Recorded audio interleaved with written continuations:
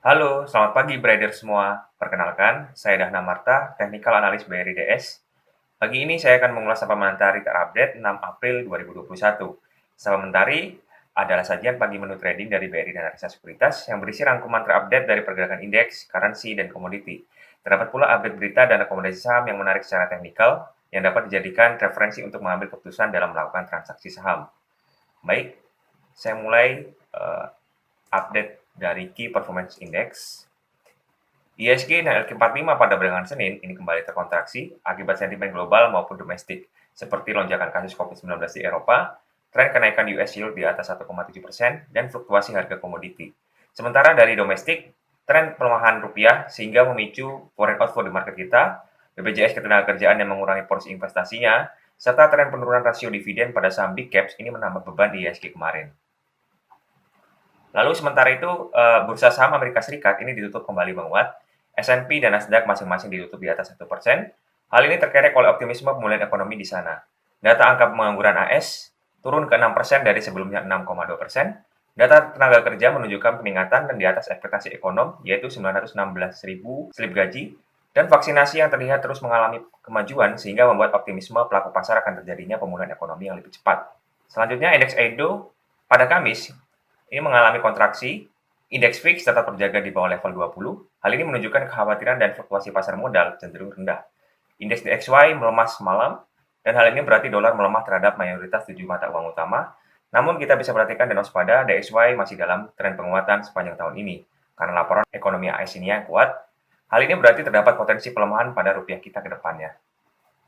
Selanjutnya, pada bursa saham ASEAN dan regional ini bergerak variatif. Penguatan dipimpin oleh bursa Korea, Nikkei, dan Vietnam. Sementara bursa Hang Seng dan Shanghai ini masih libur pasca pada hari Senin. Pada hari ini China akan merilis data indeks PMI sektor jasa per Maret. Menurut proyeksi Trading Economics, aktivitas jasa per Maret di negeri tirai bambu ini masih bakal ekspansif di angka 52,7 atau naik dari posisi sebulan sebelumnya yaitu sebesar 51,5. Next, selanjutnya update currency and bond yield. USD IDR melemah tipis pada Senin, namun masih di atas level psikologis 14.500. Selanjutnya, yield treasury kita turun di bawah 6,8 semalam, namun US 10 year masih dalam tren penguatan. Hal ini berpotensi membuat rupiah kita akan kembali tertekan. Lalu, G3 currency mayoritas mengalami penguatan sejalan dengan pelemahan indeks DXY. Next, untuk update hard and soft commodity. Komoditas metal bergerak variatif, batu bara, timah, dan nikel stagnan karena market UK yang masih libur. Di sisi lain, copper melonjak di atas 3% semalam, palm oil naik 0,41%. Hal ini berpotensi memicu pergerakan positif pada komoditas palm oil pada hari ini. Sementara oil WTI dan Brent ini terkontraksi cukup dalam akibat kenaikan produksi dan kembali melonjaknya COVID-19 di berbagai negara Eropa, sehingga berpotensi menurunkan demand di sana. Next, selanjutnya update dari tim equity research kami. Ada SCMA, inline with ours and consensus. SMA membukukan laba bersih di kuartal 4 2020 sebesar 235 miliar rupiah atau naik 274,1% secara year on year atau turun 24,9% secara kuartal. Laba bersih full year 2020 mencapai 1,14 triliun rupiah atau turun 8,9% year on year. Pendapatan full year 2020 tercatat sebesar 5,1 triliun rupiah atau turun 7,6% year on year, didorong oleh pertumbuhan digital dan FTA. Selanjutnya ada BES. Pada kuartal 4 2020 ini below ours and consensus. BES mencatatkan kerugian sebesar 8 miliar rupiah. Pada kuartal 4 2020 ini lebih rendah dari rugi pada kuartal 3 2020 yang sebesar 70 miliar rupiah dikarenakan keuntungan dari forex. Jika perhitungan forex yang dikeluarkan, maka rugi bersih BES dari bisnis utama melebar hingga 118 miliar rupiah. Kami melihat pada tahun 2021 ini akan menjadi tahun perbaikan bagi BES. Next, selanjutnya update Telkom. CEO Telkom ini menyampaikan bahwa Telkom Group pada tahun ini akan melakukan pengembangan 5G melalui berbagai platform digital seperti Big Data dan Internet of Things. Pada kesempatan yang sama, disebutkan pula bahwa Mitratel akan bertransformasi dari bisnis tower menjadi perusahaan penyedia jasa digital infrastruktur yang beradaptasi menuju perkembangan teknologi 5G.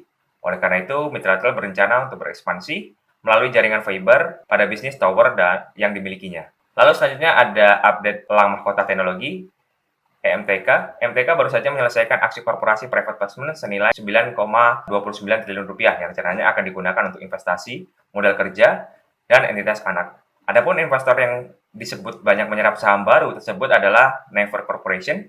Pada aksi korporasi ini, MTK menerbitkan 4,75 miliar saham baru dengan harga pelaksanaan Rp1.945 per lembar saham. Tahun 2020 lalu, EMTK membukukan laba bersih sebesar 2,05 triliun atau rugi bersih full year 2019 ini turun 1,51 triliun rupiah. Selanjutnya ada update sawit sumber emas. Penjualan full year 2020 ini 4,01 triliun rupiah atau naik 22,63% secara year on year dibandingkan full year 2019 3,27 triliun rupiah. Pertumbuhan ini ditopang oleh penjualan minyak kelapa sawit yang melesat dibanding tahun sebelumnya. Untuk tahun ini, SSMS menargetkan pertumbuhan produksi CPO sebesar 15% dan laba bersih sebesar 500 miliar rupiah. Untuk detailnya, Traders bisa download supplementary di official Telegram kami dan linknya ada di caption di bawah ini ya. Next, selanjutnya update teknikal. IHSG kemarin gagal breakout middle channel-nya, sehingga IHSG diprediksi hari ini bergerak mix dengan kecenderungan melemah. Indikator yang masih di negatif menguat, stokastiknya netral, RSI-nya oversold. IHSG diprediksi bergerak di rentang 5.875 sampai 6.080. Selanjutnya ada saham-saham yang menarik secara teknikal, ada ASA.